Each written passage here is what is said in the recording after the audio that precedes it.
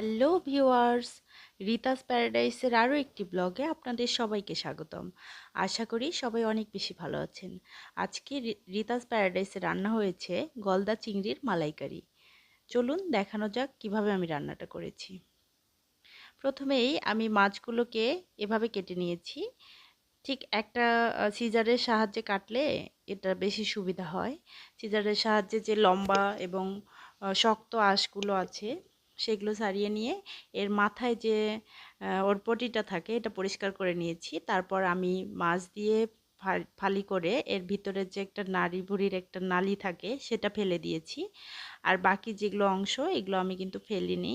আমি খোসাটা রেখে দিয়েছি, কারণ খোসাটা যদি আমি একেবারে ফেলে দেই তাহলে রান্না করার পর এই মাছগুলো একদম এত বেশি কুঁচকায় যায় তখন আর দেখতে সুন্দর লাগে না। এই জন্য আর পরবর্তীতে বাকি মাছগুলোকেও আমি সেমভাবে কেটে নিয়েছি।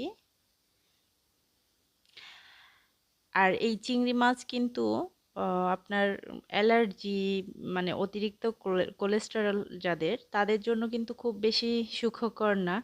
এই খাওয়ার পরে চুলকানির একটা ব্যাপার থাকে। তবে যে কোনো খাদ্যাভ্যাসই কিন্তু আসে মানুষের ফ্যামিলি থেকে। আমরা যখন ছোট ছিলাম আমার বাবাও এই চিংড়ি মাছ খেতে পছন্দ করে, আমিও পছন্দ করি। তো আমার বাবা কি করতেন, অ্যালার্জির ওষুধ খাওয়াই দিয়ে এই চিংড়ি মাছ, ইলিশ মাছ, হাঁসের মাংস, কবুতরের মাংস খাওয়াই দিতেন। যাই হোক, গল্প করতে করতে আমার মাছগুলো কাটা শেষ এবং ভালো করে ধুয়ে নিয়েছি। নেওয়ার পরে লবণ, হলুদ এবং মরিচের গুঁড়া দিয়ে আমি খুব ভালো করে মেরিনেট করে নিয়েছি। যেহেতু চিংড়িটা একটু বড় আর ভিতরে যাতে লবণটা ঢুকে যায় সেই জন্য আমি একদম হাত দিয়ে ভিতরের যে অংশগুলো আছে সেগুলোতে লবণ এবং হলুদ মরিচের গুঁড়াগুলো একবারে ঢুকিয়ে দিচ্ছি এবং কিছুক্ষণ আমি রেখে দিয়েছি। আর নিয়েছি একটু কোরানো নারকেল, সেখানে একটু গরম জল দিয়ে এই নারকেলটাকে আমি কিছুক্ষণ রেখে দিয়েছি আর ব্লেন্ড করে নিয়েছি এটা থেকে নারকেলের দুধটা বের করে নেওয়ার জন্য। পরে আমি একটা ছাঁকুনির সাহায্যে ছেঁকে এর দুধটা বের করে নিয়েছি। আর এই যে দুধ বের করার পর যে নারকেলের মানে এই যে এই অংশগুলো থাকলো, যে কোরানো অংশটা সেটা কিন্তু ফেলে না দিয়ে রেখে দিলে পরবর্তীতে কিন্তু বড়া খাওয়া যায়।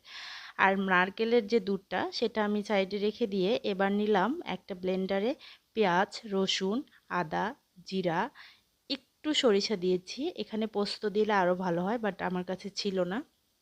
দুই প্রকারের সরিষা, কাজু এবং পেস্তা বাদাম, একটু শাহি জিরা, একটু নর্মাল জিরা, সব কিছু একসঙ্গে দিয়ে সামান্য জল দিয়ে আমি ব্লেন্ড করে নিয়েছি। সরিষার পরিমাণ কম এবং মশলার পরিমাণ কম হওয়ার কারণে আমার কিন্তু সরিষাগুলো খুব ভালো করে ব্লেন্ড হয়নি। এনিওয়ে, পরে আমি ফ্রাই প্যানে তেল গরম করে আগে থেকে মেরিনেট করে রাখা চিংড়িগুলোকে দিয়ে দিয়েছি। জাস্ট এপিট ওপিট 1 থেকে 1.5 মিনিট ভেজে নিয়েছি।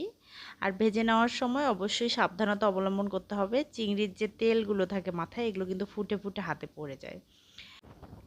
চিংড়িগুলো ভাজা হয়ে গেলে আমি এবার উঠিয়ে নিয়েছি এবং ওই তেলেই দিয়ে দিয়েছি তেজপাতা, দারচিনি, লবঙ্গ এবং গোলমরিচ এবং সাথে সাদা এলাচ দিয়ে কিছুক্ষণ ভেজে নিয়ে সাথে দিয়েছি ব্লেন্ড করা যে মশলাগুলো সেগুলো।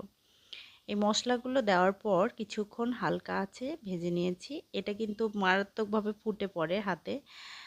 আর এরপরে দিয়েছি সামান্য জল। জল দেওয়ার পরে এখানে আর মাত্র 2টা মশলা অ্যাড করতে হবে, সেটা হচ্ছে লবণ এবং হলুদ। আর কোনো ধরনের মশলা এখানে দেওয়ার দরকার নেই।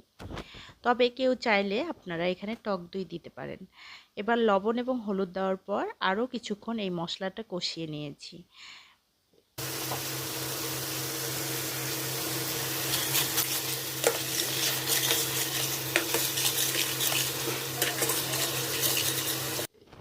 মশলাটা যখন ভালোভাবে কষে আসবে তখন আমি এখানে দিয়েছি চিংড়ি মাছগুলো।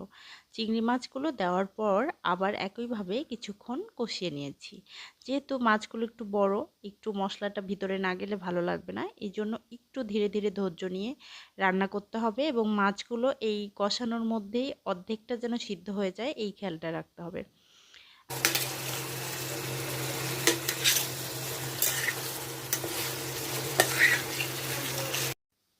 মাছ ভালোভাবে কষানো হয়ে গেলে এবার একটু সামান্য জল দিয়ে একটু নাড়াচাড়া করে কিছুক্ষণের জন্য ঢেকে ঢেকে রান্না করব।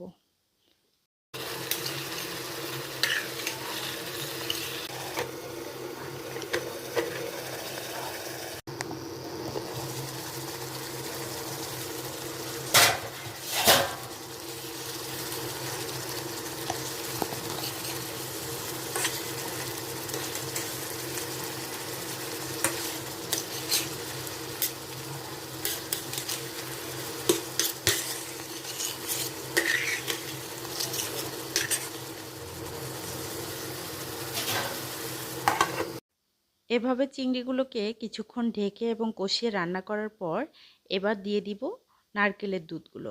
আর নারকেলের দুধ দেওয়ার সময় কোনো প্রকার জল ব্যবহার করা যাবে না। নারকেলের দুধ দেওয়ার পর কিছুক্ষণ নেড়েচেড়ে দিয়ে বলক উঠলে আবার ঢেকে দিব।